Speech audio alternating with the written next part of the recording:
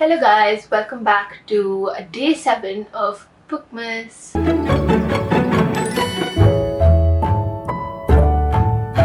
Today we're going to be decorating my reading space for Christmas. So I'm going to be setting up my Christmas tree somewhere over here and probably be decorating a little bit. Nothing too hectic, just something simple so that we get into the vibe of the holidays. And I'm very excited. I've been meaning to do this for so long, but I just haven't got the time. So today is the day. I have been wanting to do this every year. I tell myself that I will do this, but somehow or the other it never happens. But this year I'm determined to make this happen. I am very excited, and yeah, let's just get into it. Okay, let's do this.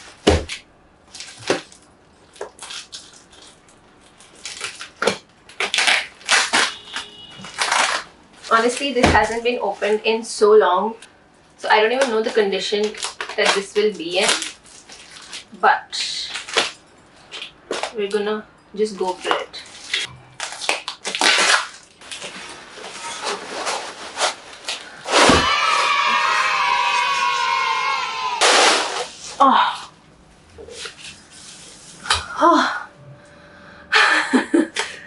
Okay, this was my workout for the day. Such a task. Okay,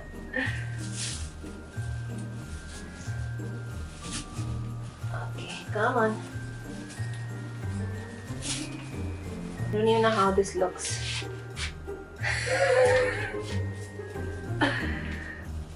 Get in now, okay? Perfect. Oh yeah. Honestly, this just looks a little bit naked right now. It's not looking that bad, is it? Time for the final piece. Yay!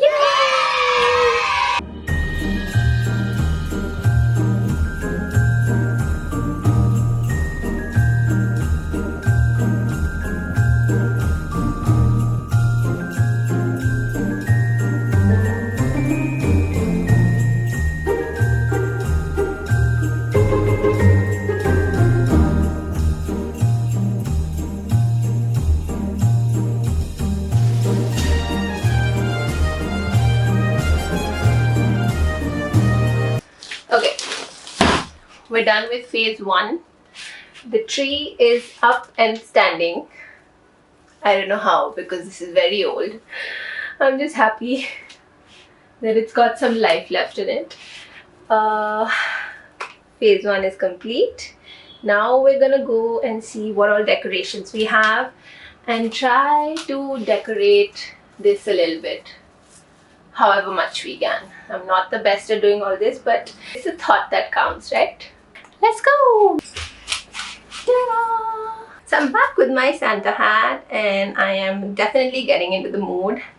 And I need to finish this quick because I have to record another video after this. I have a bunch of ornaments here. Here's a little montage of me decorating my tree.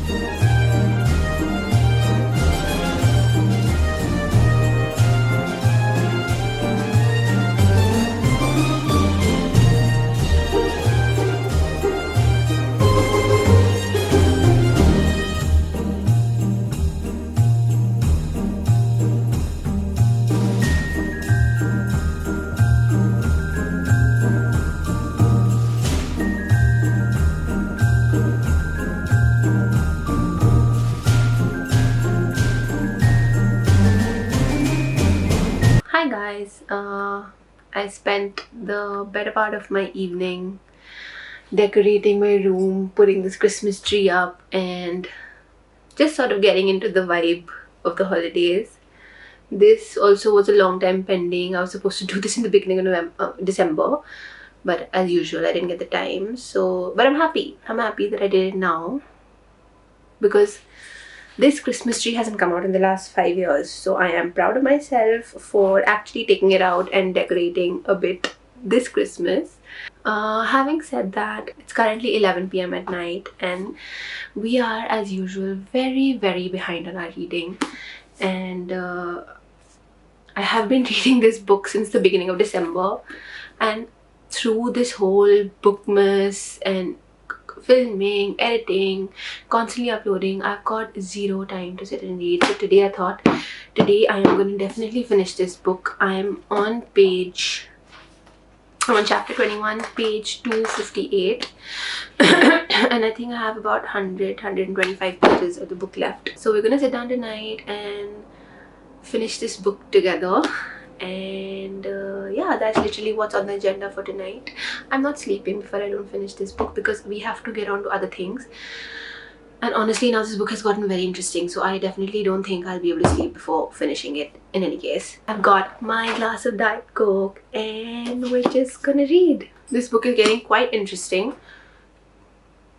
So I think I spoke about this a bit in my last video, about how there's this place called Trom and there are different hamlets in Trom, and there's this cathedral where there are these diviners. Basically they're foundling children, orphan children essentially, who don't really have parents, who are taken in by the abbess in the cathedral, and they're taught to divine futures for other people, and it's all girls, and they're named 1, 2, 3, 4, 5, 6. So 6 of them, girls, foundling children, are brought to the cathedral to become diviners and to divine the futures of all the people living in this place. And the practice is that they're supposed to drink the blood of the person that they're divining for, and then the abbess drowns the diviner, and then the diviner sees all these omens. So they see there are different kinds of omens in this book. There's this coin, there's this inkwell, there's an oar, there's a loomstone, and I think there's a chime, if I'm not mistaken. Yeah, so there are these 5 omens which these diviners see, and through these they divine the future, whether it's going to be good or bad. And this practice has been going on for a long time, and one day I think there's a new king in Trom, and he's very young. He's about 17 or 19 years old, I'm forgetting, but he's yet to prove himself. Everyone thinks, no one really respects him. He's a young king, and I think he comes to the cathedral to get his future divine, and 6 is the one that ends up divining his future. And there she meets there are a pack of knights traveling with the king, and there she meets this knight called Rory.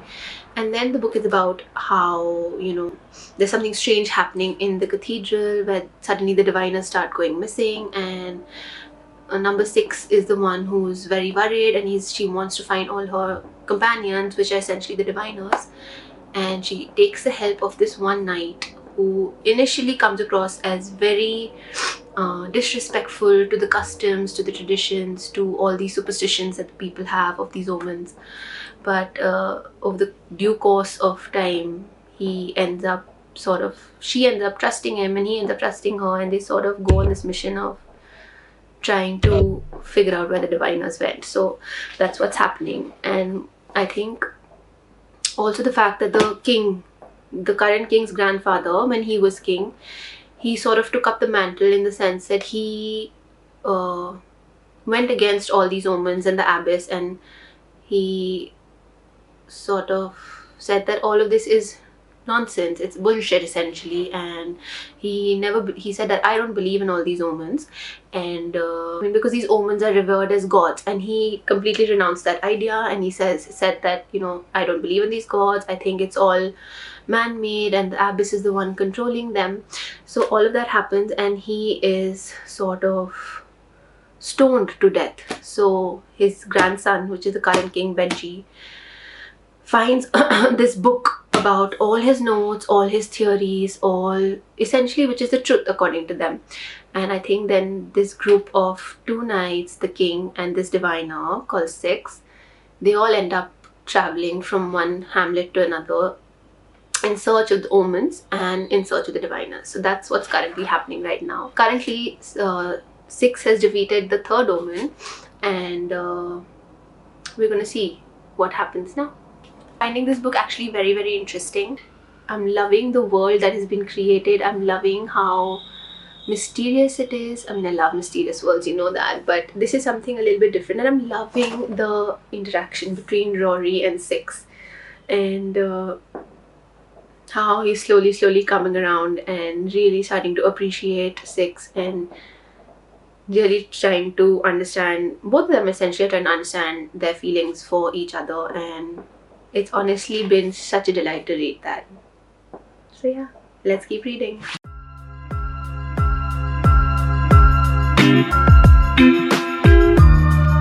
I've got to say that the yearning in this book,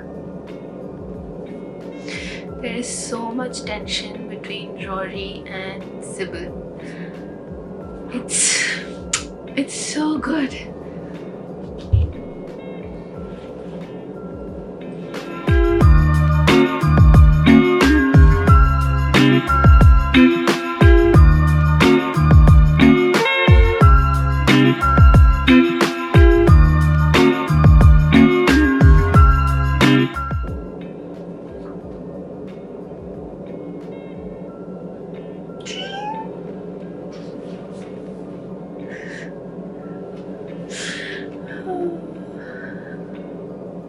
So the banter between them, the tension, it's so good. The yearning, it's been so well done. Like, props to the author. Rachel Gillig has done an awesome job.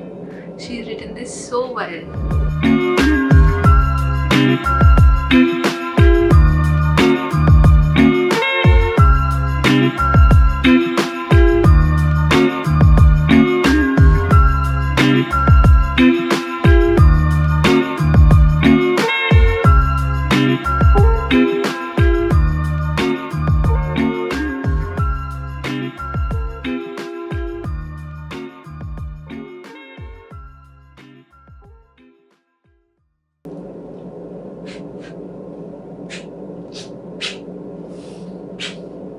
That's it.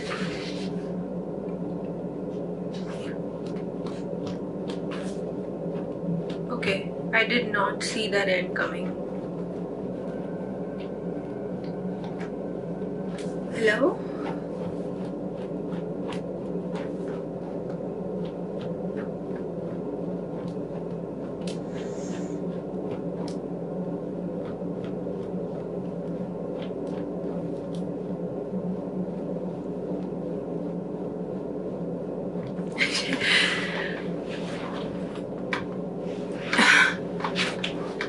Okay. Whew. Okay, I just got done with the Knight and the Moth. What just happened? That ending? It slapped me out of nowhere. I need the second book now.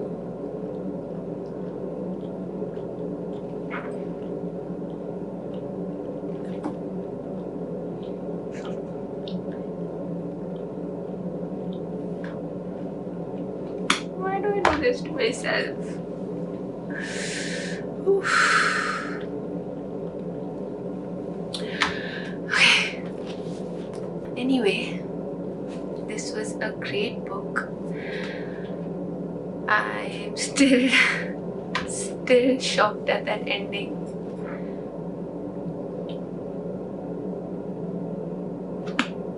It was very well written.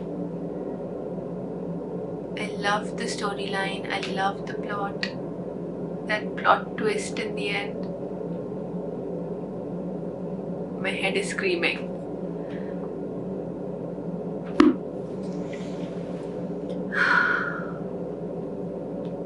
But a great book all in all. I am really looking forward to book number 2. It's called The Knave and the Moon.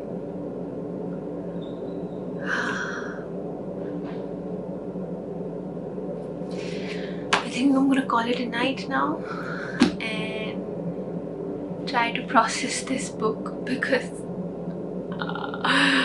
Right now I'm just like, what? Yeah, we're gonna end this video here, and I'll see you guys for my next video. Bye.